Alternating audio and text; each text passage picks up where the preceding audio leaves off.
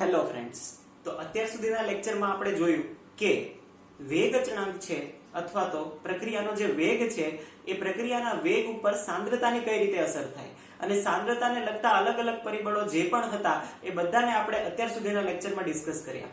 હવે નેક્સ્ટ જે પરિબળ જે વેગને અસર કરતું છે એની આપણે વાત કરવા જઈ રહ્યા છીએ અને એને આપણે કહીશું એ છે તાપમાન. આમ સરસ આગળ આપણને ઉદાહરણ આપેલું છે તાપમાનમાં કે જ્યારે આપણે N2O5 ના વિઘટનનું ઉદાહરણ લઈએ, ધારો કે આપણને આપેલું છે કે N2O5 છે. હવે આ N2O5 વિઘટન પામે તો એ કન્વર્ટ થાય N2O4 અને O2, રાઈટ? જ્યારે આમાં કન્વર્ટ થશે, રાઈટ, જો આમાં કન્વર્ટ થાય તો આપણને એવું કીધું છે કે અલગ અલગ તાપમાને જે અલગ અલગ N2O4 નો જે દર છે, એટલે કે શરૂઆતમાંથી આને N2O4 ને અડધું થવા માટે, એટલે કે T હાફ આપણને આપેલો છે કે આ પ્રક્રિયા દરમિયાન N2O5 ને અડધું થવા માટે જે લાગતો સમય છે ને એ અલગ અલગ તાપમાને અલગ અલગ હોય છે. તો કઈ રીતે? તો આપણને કીધું છે કે જ્યારે આ 50 ડિગ્રી સેલ્સિયસ પર આપણે ટેમ્પરેચર પર રિએક્શન કરીએ છીએ તો આ જે સમય છે એ 12 મિનિટ જેટલો હોય છે. એનો મતલબ કે જો 50 ડિગ્રી સેલ્સિયસ પર 50 ડિગ્રી સેલ્સિયસ પર આપણે આ રિએક્શન કરતા હોઈએ તો 12 મિનિટમાં N2O5 અડધું થઈ અને N2O4 માં કન્વર્ટ થઈ જાય. પરંતુ જો આ જ ટેમ્પરેચર આપણે ઘટાડીને અડધું કરી દઈએ 25 ડિગ્રી સેલ્સિયસ, તો આ સમયે આ સમય થઈ જશે કલાકોમાં અને એ થશે 5 કલાક, 5 hours. એનો મતલબ કે N2O5 ની સાંદ્રતા અડધી થવા માટે હવે આ સમય લેશે 5 કલાક. સેમ એટલી જ પ્રક્રિયા થવા માટે જો તાપમાન આપણે ઘટાડ્યું તો સમય બહુ વધારે થઈ ગયો. એનો મતલબ કે આનો વેગ શું થયો હશે? ઘટી ગયો હશે. સેમ આપણને કીધું છે કે જો આ પ્રક્રિયાને આપણે 0 ડિગ્રી સેલ્સિયસે કરીએ તો એનો મતલબ કે 0 ડિગ્રીએ તો આ અતિશય લાંબો વધારે સમય લે છે અને એપ્રોક્સિમેટલી આ દિવસોમાં સમય જાય કે જે 10 દિવસ કરતા પણ વધારે થાય. જો જેમ જેમ આપણે ટેમ્પરેચર ઘટાડતા ગયા એમ પ્રક્રિયા થવા માટે લાગતો સમય વધતો ગયો. એનો મતલબ કે ટેમ્પરેચર જેમ ઘટાડ્યું એનો મતલબ એવો થયો કે પ્રક્રિયાનો વેગ છે એ શું થયો હશે? ઘટ્યો હશે. અને જો ટેમ્પરેચર વધારીએ તો પ્રક્રિયાનો વેગ વધ્યો હશે. તો આ આપણે કહી શકીએ છીએ. આના પરથી આપણે એક વાત કહી શકીએ. સેમ આપણને હજી એક ઉદાહરણ આપેલું છે. આપણે જ્યારે લેબોરેટરીમાં KMnO4 નું ટાઇટ્રેશન કરીએ છીએ ઓક્ઝેલિક એસિડ વડે, ત્યારે આપણે એવું કહીએ છીએ કે એને જ્યારે KMnO4 નું ટાઇટ્રેશન આપણે કરવાના હોય તો એને ગરમ કરીએ છીએ ઓક્ઝેલિક એસિડ. શા માટે? કેમ કે પ્રક્રિયા ઝડપથી થાય એટલા માટે. એનો મતલબ કે સામાન્ય રીતે એવું આપણે કહી શકીએ કે જો તાપમાન વધારવામાં આવે તો કોઈ પણ પ્રક્રિયાનો વેગ વધે. હવે એ કઈ રીતે આપણે કહી શકીએ? તો આપણે પહેલા એ કહી શકીએ કે એની એપ્રોક્સ ડિપેન્ડન્સી, એટલે કે અંદાજિત તાપમાન ઉપર કઈ રીતે આધારિત છે? તો અંદાજિત આ રીતે કહી શકાય કે કોઈ પણ પ્રક્રિયા માટે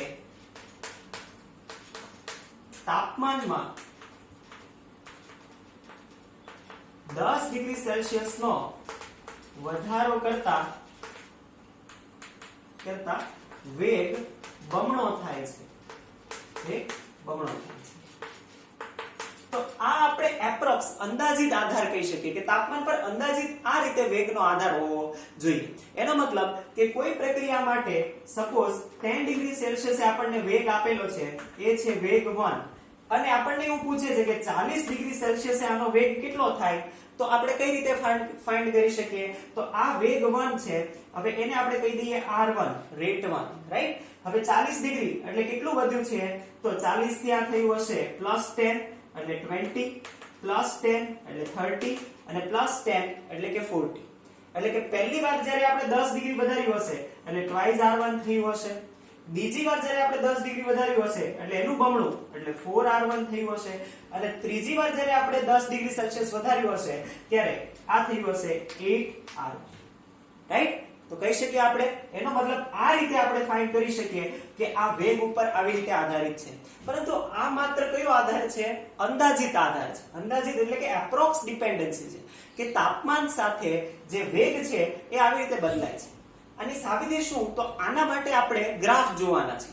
એ ગ્રાફ છે બોલ્ટ્ઝમેન-મેક્સવેલ ગ્રાફ, રાઈટ? બોલ્ટ્ઝમેન-મેક્સવેલ નું જે વિતરણ છે એ ગ્રાફ આપણે જોવાના છીએ. પરંતુ એ ગ્રાફમાં જે રાશિ આવવાની છે એ છે આપણા માટે સક્રિયકરણ ઊર્જા. તો એ સમજવું અગત્યનું છે. એટલે આ સ્ટેટમેન્ટ આપણે સાબિત કરવાના છીએ વ્યવસ્થિત રીતે, પરંતુ એ બોલ્ટ્ઝમેન-મેક્સવેલ ગ્રાફમાં જોઈશું. પણ આની પહેલા આ સ્ટેટમેન્ટ જોતા પહેલા આપણે હજી એક જોઈ લઈએ, અને એ એટલે કે આનો ચોકસાઈપૂર્વક આધાર કઈ રીતે દર્શાવી શકાય, તો એ આર્હેનિયસે દર્શાવેલું છે. તો એ જે ચોકસાઈપૂર્વક એટલે કે પરફેક્ટ ડિપેન્ડન્સી એટલે કે એક્ઝેક્ટ ડિપેન્ડન્સી જે તાપમાન ઉપર છે એ આર્હેનિયસે દર્શાવેલી છે, એની હવે આપણે વાત કરીશું.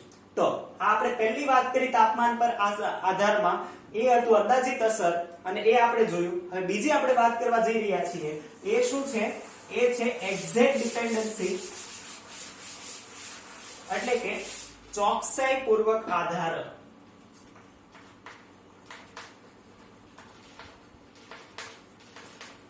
ચોક્કસ આધાર અથવા તો પરફેક્ટ ડિપેન્ડન્સી પણ કહીએ છીએ. આ કોને આપેલું છે? તો આપણે કીધું છે કે આના પ્રયત્નો તો વોન્ટ ઓફ ના સમયથી ચાલ્યા આવતા હતા. વોન્ટ ઓફ એ પહેલી વખત આના પ્રયત્નો કર્યા હતા, પરંતુ ચોકસાઈપૂર્વકનો પરફેક્ટ જે આધાર છે એ સમીકરણ સાથે પહેલી વખત આર્હેનિયસે દર્શાવ્યો, અને એને સમીકરણના સ્વરૂપમાં લાવ્યા કે જેને આપણે આર્હેનિયસ સમીકરણ કહીએ છીએ. હવે ખૂબ જ અગત્યનું છે, ઘણી વખત પૂછાય છે આર્હેનિયસ સમીકરણ લખો અને તેમાં આવતા પદોને સમજાવો, right? Terms, explain the terms in the Arrhenius equation. તો આર્હેનિયસ સમીકરણ જે છે તો એ આપણે લખવાના છીએ, અને એના પદો છે એ એકે એક વ્યવસ્થિત રીતે સમજવાના છે.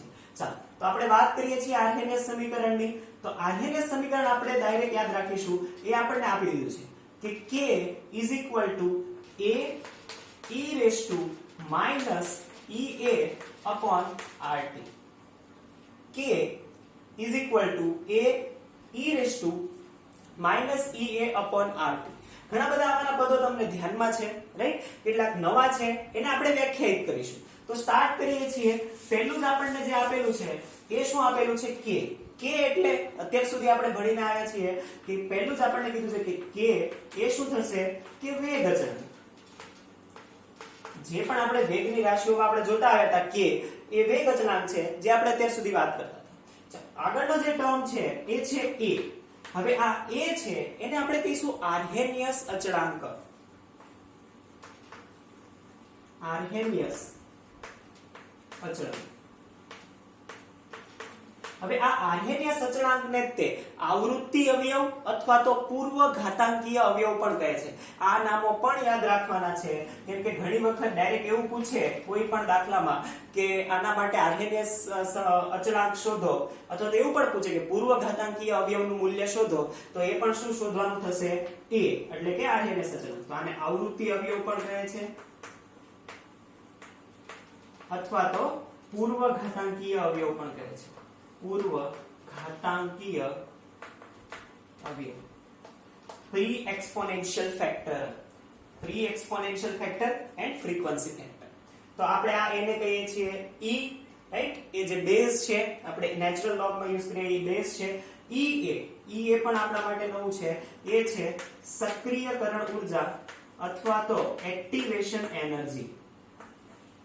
એક્ટિવેશન એનર્જી અથવા તો ea, activation energy of activation of the સક્રિયકરણ ઉર્જા.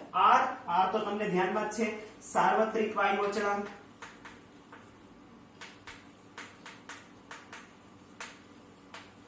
સાર્વત્રિક વાયુ અચળાંક, રાઈટ? જે આપણને ધ્યાનમાં છે. અને r પછી જે t, જેને આપણે કહીએ છીએ નિરપેક્ષ તાપમાન.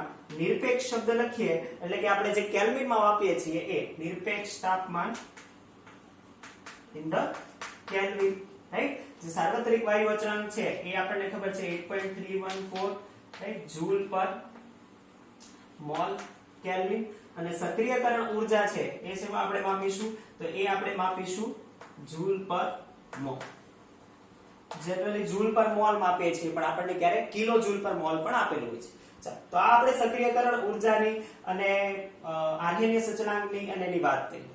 આમાં આપણને વેગ અચળાંક ખબર છે, રાઈટ? આ જેટલું પણ સમીકરણમાં આપણે જોવાના છે એમાં વેગ અચળાંક એક આપણને ખબર છે, રાઈટ? આપણને આર્હેનિયસ અચળાંક આપણા માટે નવું છે, પણ આપણને એ ખબર પડી ગઈ કે એક પ્રકારનો અચળાંક છે, રાઈટ? જે આ સમીકરણમાં આવે છે આના પરથી આપણે શોધી શકીએ છીએ એ એક પ્રકારનો અચળાંક છે. તો આ આપણને ધ્યાનમાં આવી ગયું. એક નવું ટર્મ આપણી પાસે આવ્યું છે, એ છે સક્રિયકરણ ઉર્જા. આપણે ઘણી બધી અલગ અલગ ઉર્જાઓનો અભ્યાસ કર્યો છે, પણ ક્યાંય પણ સક્રિયકરણ ઉર્જાઓ નથી આવી. તો સક્રિયકરણ ઉર્જા શું છે આ વિગતવાર આપણે જોવાના છીએ, અને આ મોસ્ટ ઇમ્પોર્ટન્ટ છે, રાઈટ? ખૂબ જ ઇમ્પોર્ટન્ટ છે, ધ્યાનથી સમજવા જેવું છે. r આપણને ખબર છે અને t પણ આપણને ખબર છે. તો અત્યારે જે સમજવાના આપણે છીએ એ છીએ સક્રિયકરણ ઉર્જા, રાઈટ? બાકીના જે પદો છે, ટર્મ્સ છે, એ આપણને સમજાતા હશે. સક્રિયકરણ ઉર્જાની આપણે શરૂઆત કરીએ છીએ. તો આપણે પરફેક્ટ ડિપેન્ડન્સી એટલે કે ચોક્કસ આધાર જોયો. ચોક્કસ આધારમાં આપણે આર્હેનિયસ સમીકરણ લખ્યું અને આર્હેનિયસ સમીકરણની અંદર હવે આપણે જોવા જઈ રહ્યા છીએ સક્રિયકરણ ઉર્જા. સક્રિયકરણ ઉર્જા. હવે આના માટે આપણે એક એક્ઝામ્પલ લઈશું. ઉદાહરણથી આપણે શરૂઆત કરીએ છીએ. ઉદાહરણ આપણને આપેલું છે એક પ્રક્રિયાનું. પ્રક્રિયા છે HI ની બનાવટ, એટલે કે H2 I2 જ્યારે આ બને છે અને કન્વર્ટ થાય છે twice mol of HI માં. તો આ twice mol of HI માં કન્વર્ટ કઈ રીતે થાય છે? તો હવે આપણને ધ્યાનમાં છે કે કોઈ પણ પ્રક્રિયા સીધી અને સરળ થતી નથી. તો કઈ રીતે થાય? તો એ ઘણા બધા તબક્કાઓમાં થતી હોય છે. તબક્કાઓની અંદર થતી હોય તો એ સ્ટેપ આપણે લખીએ છીએ. કઈ રીતે થતું હશે? તો આપણી પાસે જે આ H2 છે એટલે કે હાઇડ્રોજનના જે અણુઓ છે, આ હાઇડ્રોજનના અણુઓ હશે, પ્લસ આપણી પાસે આયોડીનના અણુઓ હશે, રાઈટ? આ આયોડીનના અણુઓ હશે. હવે શરૂઆતમાં થશે શું? શરૂઆતમાં આ જે પ્રક્રિયક છે એ પ્રક્રિયક મધ્યવર્તી સંયોજન બનાવે. જે મધ્યવર્તી સંયોજન બનાવશે એને આપણે કહીશું ઇન્ટરમીડિયેટ કોમ્પ્લેક્સ, અથવા તો એને આપણે અત્યારે કહીશું સક્રિયકૃત સંકીર્ણ. સક્રિયકૃત સંકીર્ણ શા માટે? કેમ કે વધારે પડતું સક્રિય છે, એક્ટિવ છે અને વધારે પડતું અનસ્ટેબલ છે. તો એને આપણે કહીશું સક્રિયકૃત સંકીર્ણ. અને એ કઈ રીતનું હશે? એ એવું સંકીર્ણ હશે કે જેમાં કોઈ ચોક્કસ બંધ નહીં હોય, રાઈટ? સંપૂર્ણ બંધ રચાયા પણ નહીં હોય અને સંપૂર્ણ બંધ તૂટેલા પણ નહીં હોય. તો આવી રીતનું કોઈ સંકીર્ણ રચાશે તો એમાં પાર્શિયલ બંધ હશે હાઇડ્રોજન અને આયોડીન વચ્ચે અને પાર્શિયલ બંધ હશે હાઇડ્રોજન અને હાઇડ્રોજન વચ્ચે. તો આ પાર્શિયલ બંધ હશે, આંશિક બંધ હશે અને આના કારણે આ અત્યંત અસ્થાયી છે. જેટલું પણ કોઈ પણ પદાર્થ અસ્થાયી એટલી એની ઉર્જા વધારે.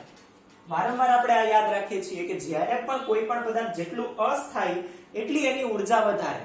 તો સેમ આ પણ એટલું અસ્થાયી છે તો આની પણ ઉર્જા શું થશે? એટલી વધારે થશે. અને આને આપણે કહીશું સક્રિયકૃત સંકીર્ણ. સક્રિયકૃત સંકીર્ણ.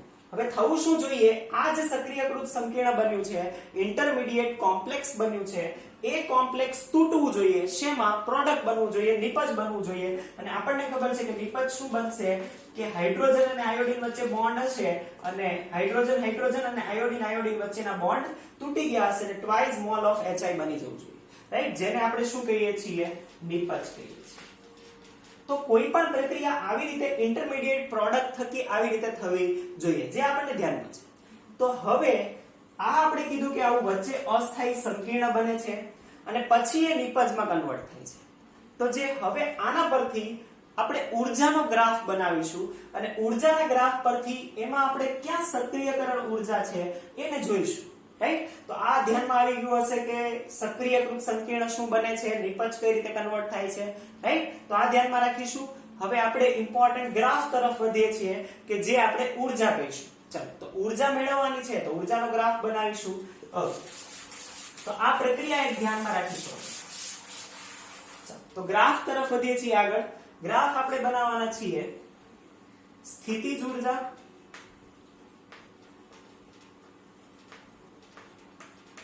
વર્સિસ પ્રક્રિયા અક્ષ. પ્રક્રિયા અક્ષ અથવા તો સમય લઈ શકીએ છીએ. પ્રક્રિયા અક્ષ એટલે કે પ્રક્રિયા જે રીતે જે દિશામાં આગળ વધે છે એ દિશામાં, રાઈટ? તમે સમય પણ લઈ શકો છો, બંને સાચું છે. ચાલો શરૂઆત કરીએ છીએ કે શરૂઆતમાં કોણ હશે પ્રક્રિયામાં? શરૂઆતમાં આપણી પાસે હશે માત્ર અને માત્ર પ્રક્રિયક. તો અહીંયા પ્રક્રિયક છે આપણી પાસે. એ પ્રક્રિયક આપણે કહી દઈએ છીએ કે આ રહ્યા પ્રક્રિયક. પ્રક્રિયક હતા કોણ? તો એ લખી દઈએ છીએ H2 I2 પ્રક્રિયક. ફાઇન. હવે આ પ્રક્રિયક પરથી એ જશે ક્યાં? તો આગળની જે પ્રક્રિયા આપણે લખેલી હતી એ યાદ કરો. ડાયરેક્ટ નિપજમાં નહીં જાય. ક્યાં જશે? એ વચ્ચે કોઈક સંકીર્ણ બનાવશે, જેને જ આપણે શું કીધું હતું? સક્રિયકૃત સંકીર્ણ. સક્રિયકૃત સંકીર્ણ અસ્થાયી હતું અને કોઈ પણ જેટલું વધારે અસ્થાયી એટલું જ તેની ઉર્જા વધારે. તો આ અસ્થાયી છે તો એની ઉર્જા વધારે થશે અને અહીંયા આપણી પાસે સંકીર્ણ બનશે, જેને આપણે લખી દઈએ છીએ સક્રિયકૃત સંકીર્ણ. સંકીર્ણ, રાઈટ? Intermediate complex. અને પછી સક્રિયકૃત સંકીર્ણ ક્યાં જાય? તો પ્રક્રિયા જેમ આગળ વધે તો જે આ સક્રિયકૃત સંકીર્ણ છે એ જ તૂટીને શેમાં કન્વર્ટ થશે? એ જ તૂટીને નિપજમાં કન્વર્ટ થશે. તો છેલ્લે જે બનશે એ બનશે નિપજ, જે આપણને શું મળ્યું હતું? Twice mall of Hi. હવે અહીંયાનો જે આ પાર્ટ છે ને એ હજી આપણે આગળ આને ઇલોબરેટ કરવાના છીએ ત્યારે જોઈશું, પણ આપણે અત્યારે તો કોને વ્યાખ્યાયિત કરતા હતા? સક્રિયકરણ ઉર્જા. હવે જુઓ, સક્રિયકૃત સંકીર્ણ અને સક્રિયકરણ ઉર્જા આ બંનેને થોડુંક રિલેશન હોય ને એવું લાગે છે કે બંને વચ્ચે કંઈક તો સંબંધ હોવો જ જોઈએ, રાઈટ? તો એનો મતલબ કે સક્રિયકરણ ઉર્જા શું છે? તો કે સક્રિયકૃત સંકીર્ણ બનવા માટે જરૂરી ઉર્જા. તો કોણ બનશે સક્રિયકૃત સંકીર્ણ? પ્રક્રિયક બનશે. એનો મતલબ કે પ્રક્રિયકની ઉર્જા આટલી હતી. સક્રિયકૃત સંકીર્ણમાં સક્રિયકૃત સંકીર્ણમાં કન્વર્ટ થવા માટે જરૂરી ઉર્જાને શું કહેવાય છે? સક્રિયકરણ ઉર્જા કહેવાય છે. એટલે કે આ જે ગેપ થશે આને જ આપણે કહીશું સક્રિયકરણ ઉર્જા કહી શકીએ, રાઈટ? સક્રિયકરણ ઉર્જા એટલે કે પ્રક્રિયકને સક્રિયકૃત સંકીર્ણમાં કન્વર્ટ થવા અથવા તો બનવા માટે જરૂરી ઉર્જાને જ આપણે કહીશું સક્રિયકરણ ઉર્જા, રાઈટ? વ્યાખ્યા નહીં યાદ રાખીએ તો પણ ચાલશે, પરંતુ આપણે જે સમજવાનું છે એ ઇમ્પોર્ટન્ટ છે. હવે અહીંયા જુઓ, કોઈ પણ પ્રક્રિયા માટે આપણે શા માટે EA ની જરૂર પડે? EA શું જાણવાની જરૂર ખરી? કેમ EA જોઈએ છે આપણને? સક્રિયકરણ ઉર્જાનું શું મહત્વ? તો મહત્વ છે કેમ કે જેટલું સક્રિયકરણ ઉર્જા વધારે હશે એટલું પ્રક્રિયકને વધારે ઉર્જા જોઈશે અને પછી એ નિપજમાં કન્વર્ટ થઈ શકશે. એનો મતલબ સિમ્પલ શબ્દોમાં એવું કહી શકાય કે પ્રક્રિયક છે અને નિપજ છે આ એનું ગંતવ્ય સ્થાન છે, રાઈટ? આ એ બાળક છે, એને મામાના ઘરે જવું છે. બાળકને મામાના ઘરે જવા વચ્ચે પર્વત છે, ક્રોસ કરવો પડે છે. હવે પર્વત જેટલો વધારે ઊંચો હશે, રાઈટ, એટલી અગવડ આવશે, એટલી તે સરળતાથી નહીં પહોંચી શકે. અને પર્વત જેટલો નીચો હશે સરળતાથી પહોંચી શકશે. ઇન શોર્ટ, સક્રિયકરણ ઉર્જા ઓછી હશે તો સરળતાથી પ્રક્રિયક નિપજમાં જઈ શકશે અને જો સક્રિયકરણ ઉર્જા બહુ વધારે હશે તો જઈ શકે નહીં, રાઈટ? એટલી ઉર્જા એને વધારે જોઈએ. અને ઉર્જાને સીધો જ સંબંધ તાપમાન સાથે છે, રાઈટ? આ આપણને ધ્યાનમાં છે કે ઉર્જાને સીધો સંબંધ તાપમાન સાથે છે, તો આ આપણે કહી શકીએ. હવે આના પરથી સેમ આ જ ગ્રાફ પરથી આપણે બે પ્રક્રિયાઓને ફરીથી ભણવાના છે. એક પ્રક્રિયા કે જે આપણે ઓલરેડી ભણી ગયા છે, ઉષ્માક્ષેપક પ્રક્રિયા, ઉષ્મા શોષક પ્રક્રિયા. તો એ ફરીથી આપણે ભણવાના છીએ આ ગ્રાફ પરથી અને સક્રિયકરણ ઉર્જા પરથી, રાઈટ? તો આ ગ્રાફને પાછો એકવાર જોઈ લઈએ કે આ જે છે આ છે EA, એક્ટિવેશન એનર્જી. અહીંયા જે આપણને આ ઉર્જા છે એને આપણે કહીશું ER, એનર્જી ઓફ રિએક્ટન્ટ, એટલે કે પ્રક્રિયકની ઉર્જા. સેમ અહીંયા જે આ ઉર્જા છે એ ઉર્જાના મૂલ્યને આપણે સેમ જો અહીંયા દર્શાવીએ, રાઈટ? તો અહીંયા જે મળશે એ ઉર્જા આ સાઈડ લખીએ છીએ એ થશે EP, energy of the product, right? તો આ આપણે વચ્ચે જે બન્યું છે એને આપણે કહી દઈએ EC, એટલે આ ટોટલ એનર્જી જે છે એ થશે એનર્જી ઓફ ધી કોમ્પ્લેક્સ, એટલે કે સંકીર્ણની ઉર્જા. આ ટોટલ છે સંકીર્ણની ઉર્જા, રાઈટ? હવે આના પરથી આપણે બે ભણવાના છીએ, એ એટલે ઉષ્મા શોષક અને ઉષ્માક્ષેપક પ્રક્રિયા. કઈ રીતે તો એ આપણે જોઈએ છીએ, રાઈટ? ચાલો, તો આ પ્રક્રિયા, આ નિપજ. હવે જુઓ, અહીંયા મેં તમને એવું કીધું કે આ જે નિપજ વાળો પાર્ટ છે ને એ અત્યારે બહાર આવે. કેમ કે એ અલગ અલગ હોઈ શકે. તો એ અલગ અલગ શું હોઈ શકે એ આપણે જોવાના છીએ, રાઈટ? તો અહીંયા સુધી આપણે સક્રિયકરણ ઉર્જા જોયું. ધ્યાનમાં આવશે અહીંયા સુધીમાં? તો સક્રિયકરણ ઉર્જા આપણને ખબર પડી ગઈ કે પ્રક્રિયકને સક્રિયકૃત સંકીર્ણમાં કન્વર્ટ થવા માટે જરૂરી ઉર્જાને આપણે સક્રિયકરણ ઉર્જા કહીએ છીએ. તો હવે આપણે પ્રક્રિયાના જે બે પ્રકાર છે એ ભણી રહ્યા છીએ. તો આગળની વાત કરીએ છીએ પ્રક્રિયાના બે પ્રકાર, રાઈટ? તો ગ્રાફ સમજમાં આવશે અને સક્રિયકરણ ઉર્જા સમજમાં આવશે. તો પ્રક્રિયાના બે પ્રકાર આપણે જોઈએ છીએ.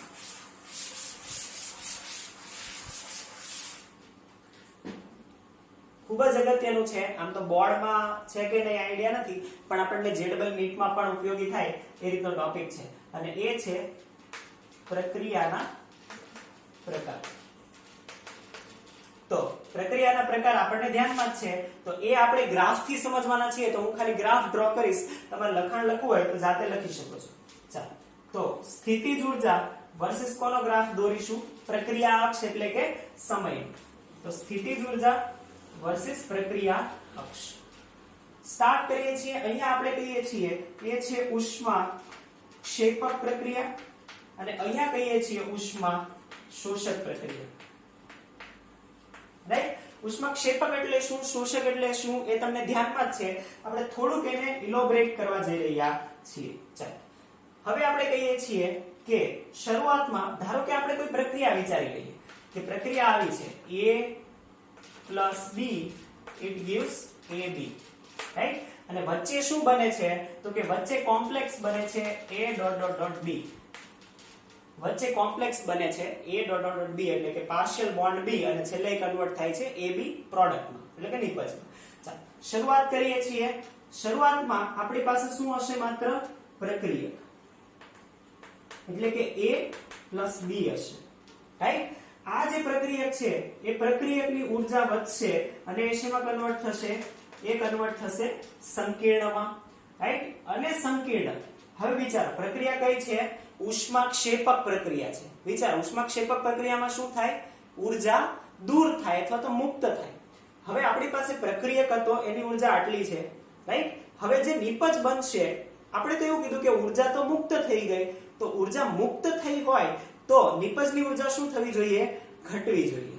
એનો મતલબ કે જો ઉર્જા મુક્ત થતી હોય તો પ્રક્રિયકમાંથી જ્યારે નિપજમાં કન્વર્ટ થાય ત્યારે આ જે ઉર્જા છે એ શું થવું જોઈએ? ઘટવી જોઈએ. એનો મતલબ કે ઉષ્માક્ષેપક પ્રક્રિયા માટે જે આને આપણે કીધું હતું ER, આ જે છે આ ઉર્જાને આપણે કીધું હતું EP પ્રોડક્ટ, તો ઉષ્માક્ષેપક પ્રક્રિયા માટે શું થાય? ER greater than EP. આવું થતું હતું? હા, થાય. ચાલો, બીજી રીતે પણ આપણે જોઈ લઈએ. થર્મોડાયનેમિક્સમાં હજી આપણે જોયું હતું કે આ ઉષ્માક્ષેપક પ્રક્રિયા હોય તો ડેલ્ટા H મેળવી શકીએ, રાઈટ? પ્રોડક્ટ માઈનસ રિએક્ટન્ટ, તો ડેલ્ટા H આપણે મેળવીશું તો ઉષ્માક્ષેપક માટે delta H is equal to EP minus ER આવશે, અને EP માઈનસ ER કરીશું તો એ આવવું જોઈએ નેગેટિવ.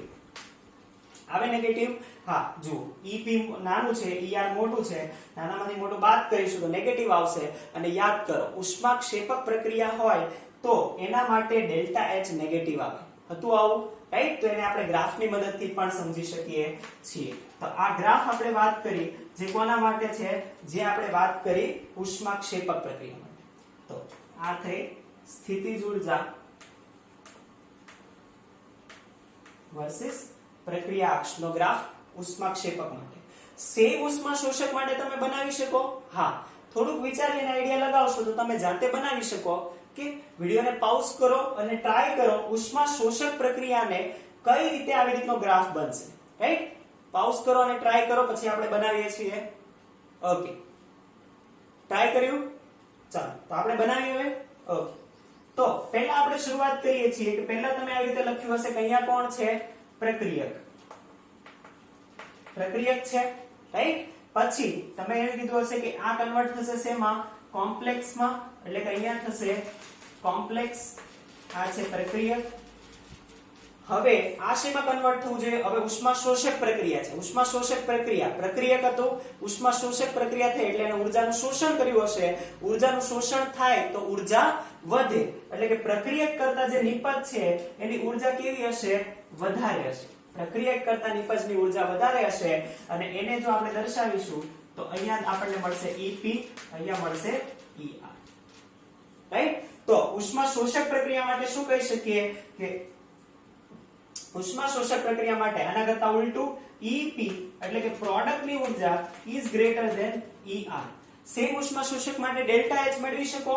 હા, મેળવી શકીએ કે delta H is equal to EP product minus reactant. Product વધારે છે એટલે કે એની ઉર્જા વધારે છે તો આ મળશે પોઝિટિવ.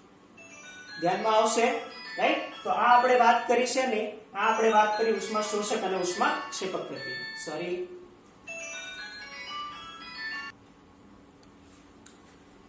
હવે આગળ આપણે જે જોવાના છીએ એ ફરીથી તમે જે પહેલું સ્ટેટમેન્ટ આપણે એ લખ્યું હતું જે તાપમાનની અસર શરૂઆત કરતી વખતે એમાં લખ્યું હતું અંદાજિત આધાર એપ્રોક્સ ડિપેન્ડન્સી એ સ્ટેટમેન્ટ લખ્યું હતું અને ત્યારે મેં તમને કીધું હતું કે કોઈ પણ પ્રક્રિયા હોય એનું જો તાપમાન 10 ડિગ્રી સેલ્સિયસ વધારવામાં આવે તો એનું જે વેગ છે એ બમણો થાય.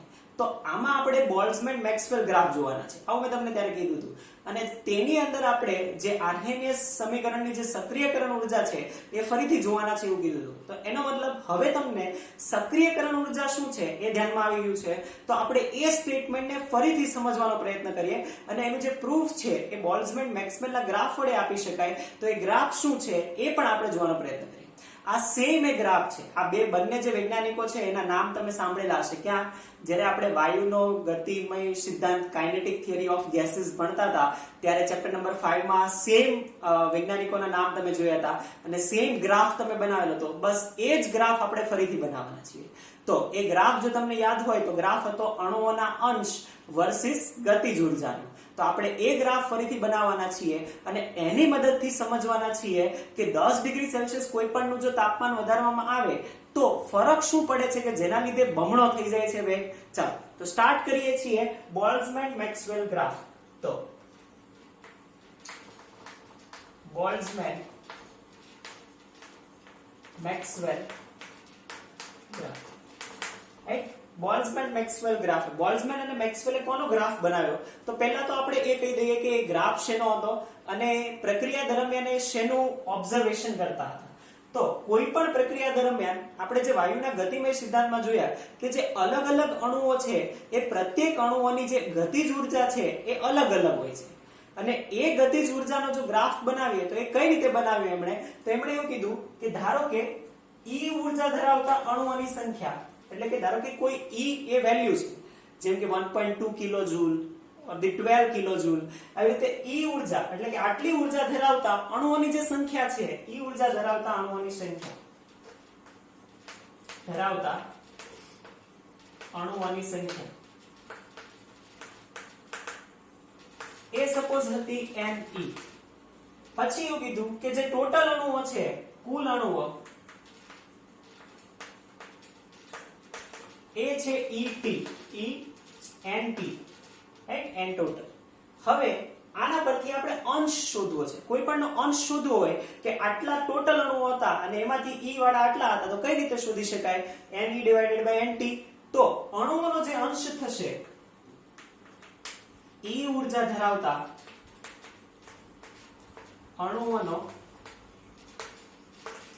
એને કઈ રીતે દર્શાવી શકાય? તો એને આવી રીતે દર્શાવી શકાય કે Ne/NT આ રીતે દર્શાવી શકાય. હવે આ જે ઉર્જા છે એ એની ગતિજ ઉર્જા છે એટલે કે E એની ગતિજ ઉર્જા છે. તો આપણે ગ્રાફ બનાવીએ છીએ પહેલો કે અણુઓના અંશ એટલે કે Ne/NT વર્સિસ કોનો ગ્રાફ બનાવીશું? ગતિજ ઉર્જા.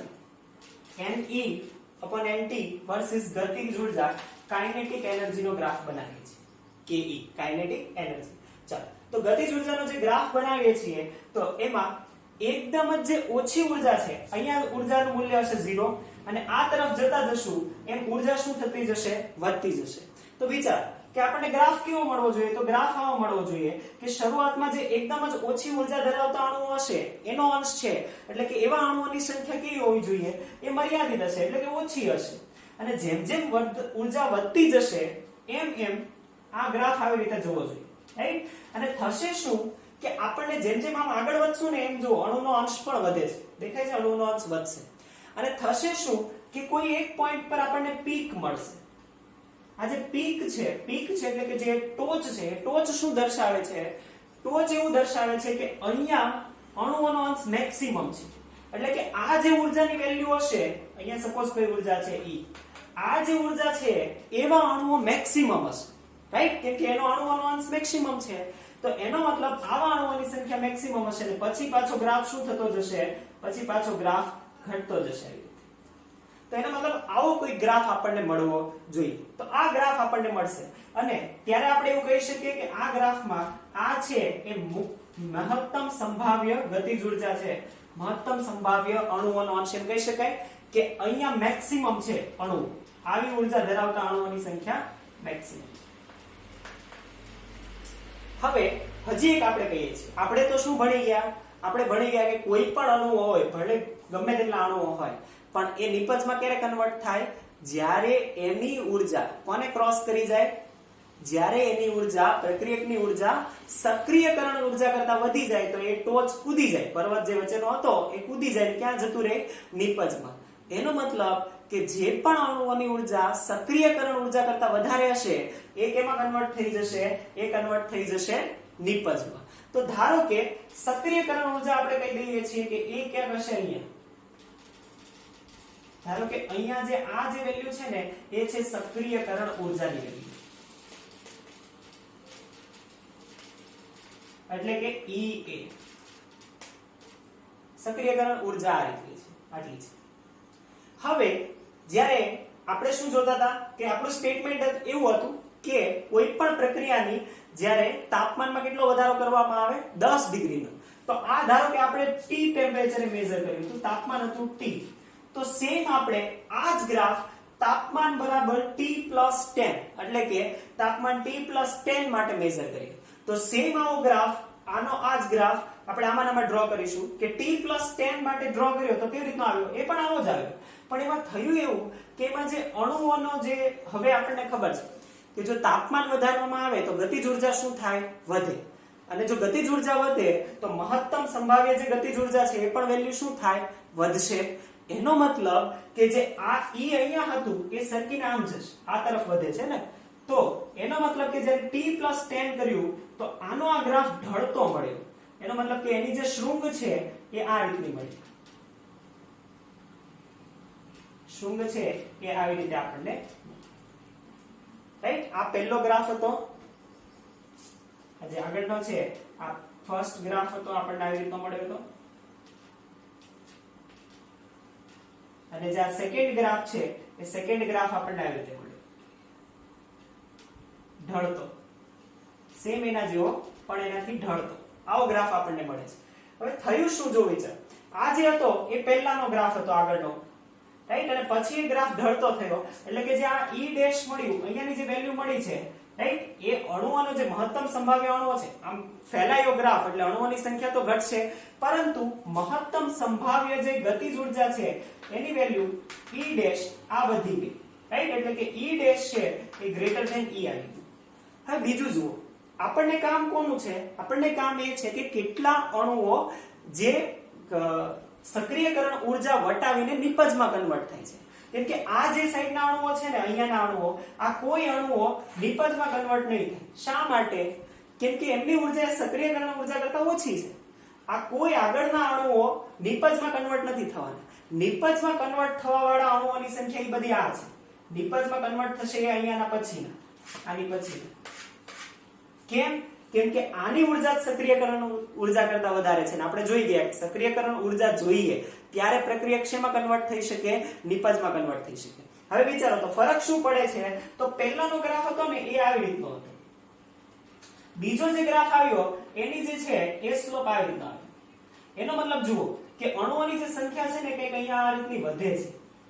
આ જે આપણે અહીંયા ડાર્ક પાર્ટ દર્શાવીએ છીએ એ શું દર્શાવે છે કે જે અણુઓનો અંશ છે એ આટલો વધ્યો છે. અણુઓનો અંશ આટલો વધ્યો. ક્યાં વધ્યો? તો કે આટલો અંશ સક્રિયકરણ ઉર્જા કરતા જે વધારે ઉર્જા ધરાવતો છે એ અંશ વધે છે. એનો મતલબ કે પહેલાના ગ્રાફ કરતા હવે EA કરતા વધુ ઉર્જા ધરાવતા અણુઓની સંખ્યા વધી, આવું કહી શકાય. હા, ફરીથી આપણે કહીએ કે EA કરતા વધારે ઉર્જા શા માટે? કેમ કે જેની ઉર્જા સક્રિયકરણ ઉર્જા કરતા વધારે હશે એ જ નિપજમાં કન્વર્ટ થઈ શકે, એ આપણે સક્રિયકરણમાં જોયું. અને પહેલાનો જે ગ્રાફ હતો એના ગ્રાફમાં આટલા અણુઓ હતા, અહીંયાના જે નીચેના આ અણુઓ છે એ અણુઓ તે ખાલી કેમાં કન્વર્ટ થઈ શકતા હતા? નિપજમાં. પરંતુ જ્યારે તાપમાનનો વધારો આપણે કર્યો, એટલે કે આ જે ગ્રાફ આપણે દર્શાવીએ છીએ ને એ ગ્રાફ છે T+10, એટલે કે 10 ડિગ્રી સેલ્સિયસ વધારવામાં આવે તો જે ઉર્જા છે એ વધે છે. અને આ ઉર્જા વધારે દર્શાવતા હોય અને એવા અણુઓ કે જે Ea કરતા વધારે ઉર્જા ધરાવતા અણુઓની સંખ્યા વધી છે, એટલા માટે હવે થશે શું કે આપણે તો નિપજમાં જેટલી વધારે કન્વર્ટ થશે એટલો વેગ વધશે, તો આપણે એવું કીધું હતું કે વેગ બમણો થાય છે, તો એનો મતલબ કે જે આ વધુ ઉર્જાવાળા અણુઓ છે એ નિપજમાં પરિણમે છે અને એના લીધે વેગ કેવો થાય છે, બમણા જેવો થાય છે. તો આ એનું રીઝન છે કે 10 ડિગ્રી સેલ્સિયસ વધારે તો શા માટે બમણો વેગ થાય, રાઈટ? ધ્યાનમાં આવશે. તો એ બધું જ તે જે એનો આધાર છે એ સક્રિયકરણ ઉર્જા છે અને એને આપણે વ્યવસ્થિત રીતે અહીંયા સમજીએ, રાઈટ? તો આપણે અહીંયા તાપમાનની અસર જોઈ, એમાં શરૂઆત આપણે કરી. એ શરૂઆતનું જે સ્ટેટમેન્ટ હતું કે કોઈ પણનું તાપમાન 10 ડિગ્રી વધારતા એ બમણો થાય, એ છેલ્લે આપણે જોયું બોલ્ટ્ઝમેન મેક્સવેલ ગ્રાફ વડે, અને એની વચ્ચે આપણે જોયું હતું કે એક્ઝેક્ટ ડિપેન્ડન્સી અને એ આર્હેનિયસ સમીકરણ વડે દર્શાવાય. આર્હેનિયસ સમીકરણ વડે કઈ રીતે દર્શાવાય, તો એને પણ આપણે જોયું કે k = a e Ea/RT, right? તો એ ઇક્વેશન ને ફરીથી આપણે ઇલોબરેટ કરવાના છીએ નેક્સ્ટ લેક્ચરમાં. Thank you.